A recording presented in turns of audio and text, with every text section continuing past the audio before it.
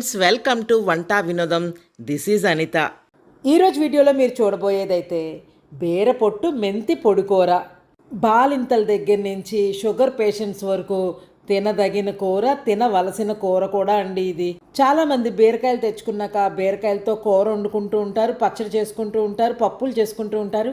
కానీ పైన ఉండే తొక్కను మాత్రం పడేస్తూ ఉంటాం. జనరల్గా చాలామంది అదే పని చేస్తూ ఉంటారనుకోండి. బయట పడేయచ్చు అని అనుకునే బీరకాయ తొక్కలతో ఇవాళ బీరపొట్టు మెంతి పొడికూర చేసి చూపించబోతున్నాను. బీరపొట్టుతో పచ్చడి కూడా చేసుకుంటూ ఉంటారండి, అది కూడా చాలా బాగుంటుంది.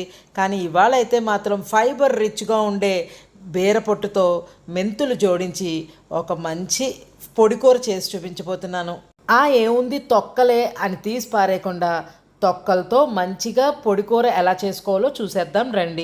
బీరపొట్టు అంటూ ఉంటామండి. బీరపొట్టు అంటే మరి ఇంకేం కాదండి, బీరకాయ తొక్కల్నే బీరపొట్టు అంటూ ఉంటామండి.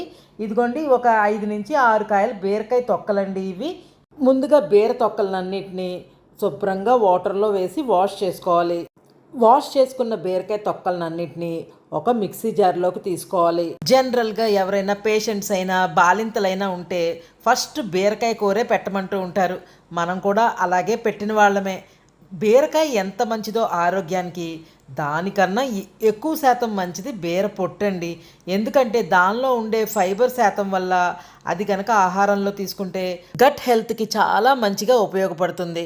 ఇప్పుడు ఈ బీరపొట్టును అంతటిని మెత్తగా మిక్సీ చేసుకోవాలి. అవసరపడితే కొంచెం వాటర్ కూడా వేసుకుని మిక్సీ చేసుకోవాలి. ఇదిగోండి నేను బీరపొట్టుని మిక్సీ చేసి తీసుకొచ్చానండి. ఈ విధంగా మెత్తగా మిక్సీ చేసుకుంటే సరిపోతుంది.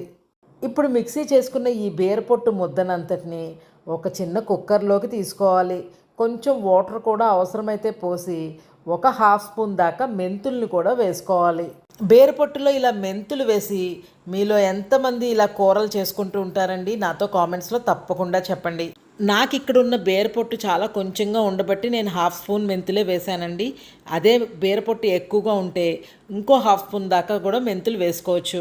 ఇప్పుడు దీనిలోకి ఒక 1/2 చెంచా ఉప్పును కూడా వేసి బాగా కలిపి పొయ్యి మీద పెట్టి కుక్కర్ విజిల్స్ 2 అయినా సరే రానిచ్చుకోవాలి. ఇదిగండి కుక్కరు 2 విజిల్స్ వచ్చాయండి. బీరపొట్టు మెంతులు కలిపి చక్కగా ఉడికిపోయాయి చూడండి. ఇలా ఉడికిపోతే సరిపోతుంది. మనం పోసిన వాటర్ కూడా కరెక్ట్గా సరిపోయాయండి. ఇలా ఉంటే సరిపోతుంది. ఇప్పుడు ఈ బీరపొట్టుని అంతటిని ఎక్సెస్గా ఉన్న వాటర్ పిండేసేసి ఒక గిన్నెలోకి తీసుకుని ఉంచుకోవాలి. బాగా ఎక్కువగా పీచులుంటే అవి కూడా తీసేసుకోవాలండి.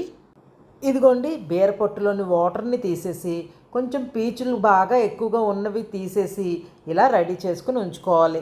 ఇప్పుడు ఒక కడాయిని పొయ్యి మీద పెట్టుకుని కొంచెం ఆయిల్ వేసి కాగనివ్వాలి. నూనె కాగిన తర్వాత 1/2 స్పూన్ దాకా చాయ్ మినపప్పు, 1/4 స్పూన్ ఆవాలు, 1/4 స్పూన్ జీలకర్ర వేసి వేగించుకోవాలి. మినపప్పు, ఆవాలు, జీలకర్ర 1 నిమిషం పాటు ఎర్రగా వేగిన తర్వాత దానిలోకి ఒక 5-6 ఎండుమిరపకాయ ముక్కల్ని కూడా వేసుకోవాలి. తర్వాత అందులోకి 4 నుంచి 5 వెల్లుల్లిపాయ రేకల్ని తొక్క తీసినవి వేసుకుని వేయించుకోవాలి. 1 నిమిషం పాటు వేగిన తర్వాత దానిలోకి ఒక 5-6 వెల్లుల్లిపాయలు క్రష్ చేసినవి కూడా వేసుకోవాలి. తొక్కతో సహా క్రష్ చేసుకోవాలండి. తొక్కతో సహా క్రష్ చేసి వేసుకున్నప్పుడు మాత్రమే వెల్లుల్లిపాయ ఫ్లేవర్ చాలా బాగుంటుందండి. తొక్కతో వేసుకోవడం ఇష్టం లేని వాళ్ళు తొక్క తీసిన వెల్లుల్లిపాయలే కొంచెం క్రష్ చేసి తాలింపులో వేసుకుంటే చాలా బాగుంటుంది. ఇప్పుడు ఇందులోకే కొంచెం కరివేపాకును కూడా వేసుకుని బాగా కలుపుకొని మనం ముందుగా రెడీ చేసి ఉంచిన బీరపొట్టు మిశ్రమాన్ని అంతటిని తాలింపులో వేసి వేగించుకోవాలి.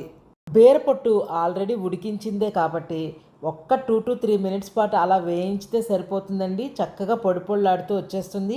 పొడి పొళ్ళాడుతూ ఉండడం ఇష్టం లేని వాళ్ళు ఇందులోనే కొంచెం ఉల్లిపాయలు తాలింపులోనే వేసుకుని మగ్గించుకొని ఈ బీరపొట్టు వేసుకుని కనుక చేసుకుంటే కొంచెం ముద్ద కూరలాగా కూడా ఉంటుంది. 1 నిమిషం పాటు కలబెట్టి మూత పెట్టి 2 to 3 మినిట్స్ పాటు ఉంచాలి. వెల్లుల్లిపాయ ఫ్లేవర్స్ అన్నీ బీరపొట్టుకి పట్టే విధంగా 2 మినిట్స్ పాటు అలా మూత పెట్టి ఉంచితే చక్కగా బీరపొట్టు కలుపుతుంటే పొగలు బయటికి వస్తున్నాయి చూడండి. ఆ విధంగా వేయించుకోవాలి. మాకు అన్నంలోకి ఇలా పొడి పొడిగా పొడి కూరలాగా తినటం ఇష్టం కాబట్టి ఇలా చేశాను. అదే మీకు కొంచెం ముద్ద కూరలాగా ఉండాలి అనుకుంటే బీరపొట్టు ఉడికించిన తర్వాత ఆ వాటర్ని పిండకుండా అలాగే తాలింపులో వేసుకుంటే కొంచెం ముద్ద కూరలాగా కూడా ఉంటుంది.